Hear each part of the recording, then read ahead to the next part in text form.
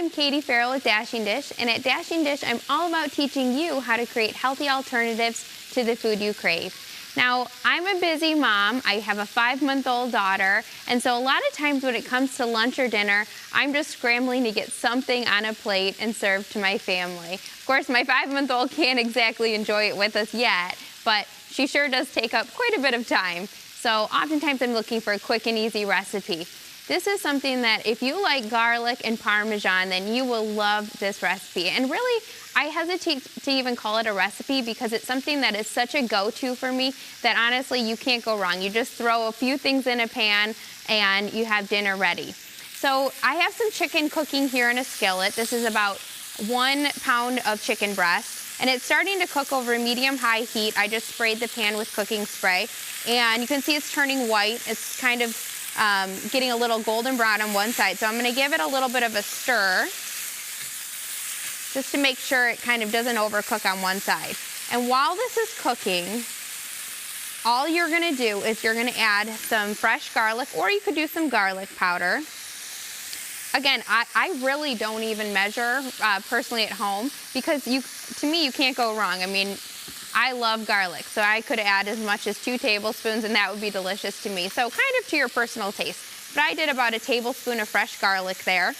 And then I'm gonna add 1 tablespoon of lemon juice. And this is just to help the chicken to cook kind of evenly all the way throughout.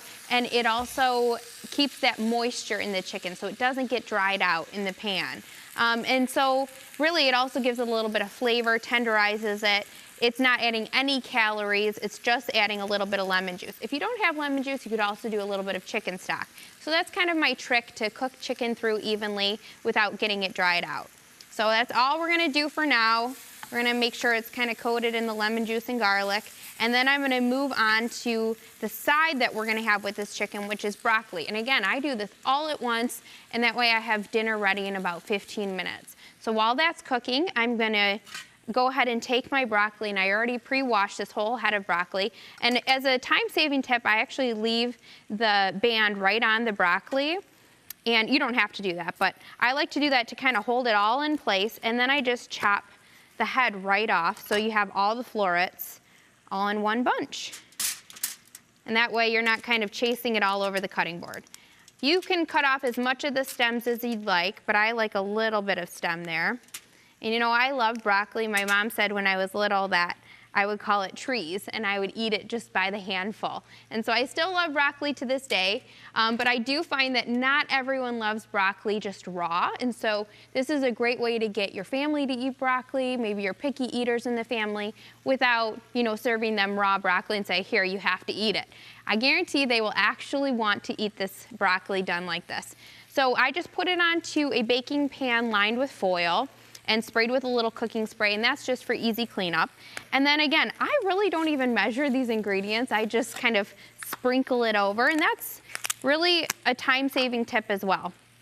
So I just take the Parmesan cheese and I just sprinkle it right on top of the broccoli.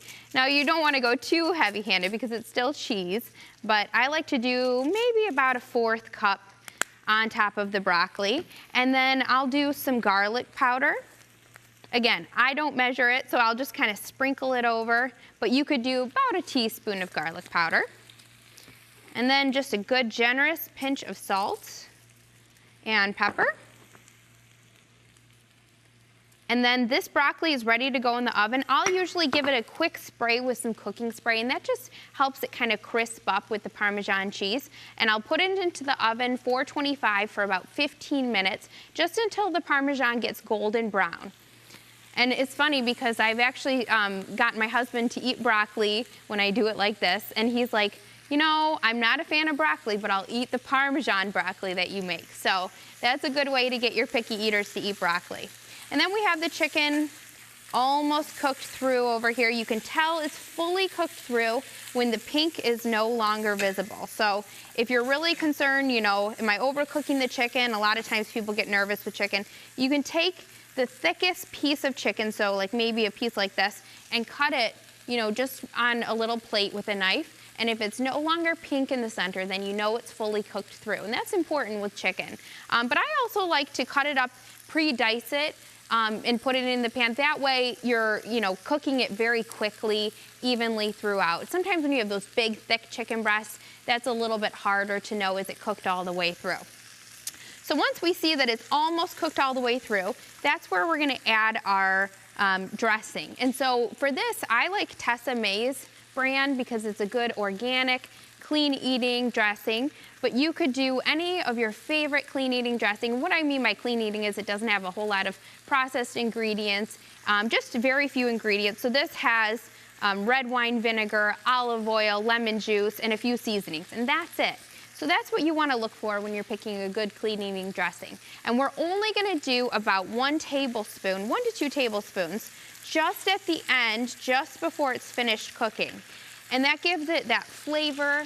It adds a little bit of the moisture in with that olive oil in the dressing, and it gives it a nice finish.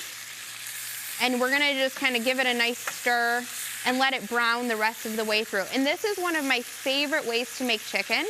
Oftentimes I'll make it like this in a pan, and I will put it on salads throughout the week just for my lunch. So I'll make this on a Sunday night with a big pan.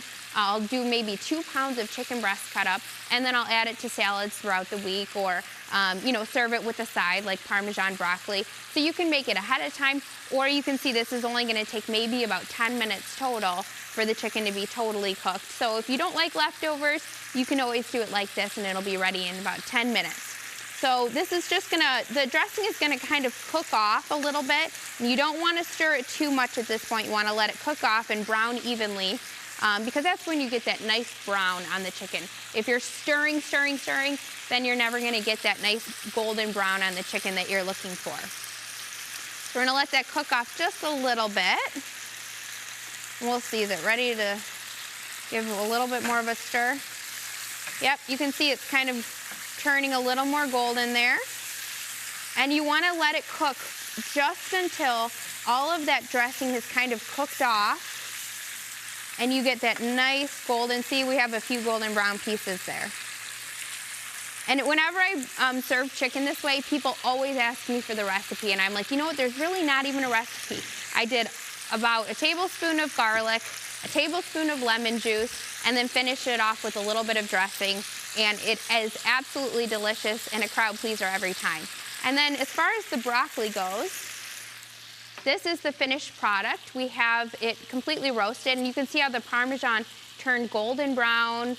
And I actually like to take the broccoli, I know this sounds funny, and dip it in ketchup, because to me it tastes just like a French fry. I mean, you have the salt, the pepper, the garlic, the Parmesan cheese. It's better than a French fry, right?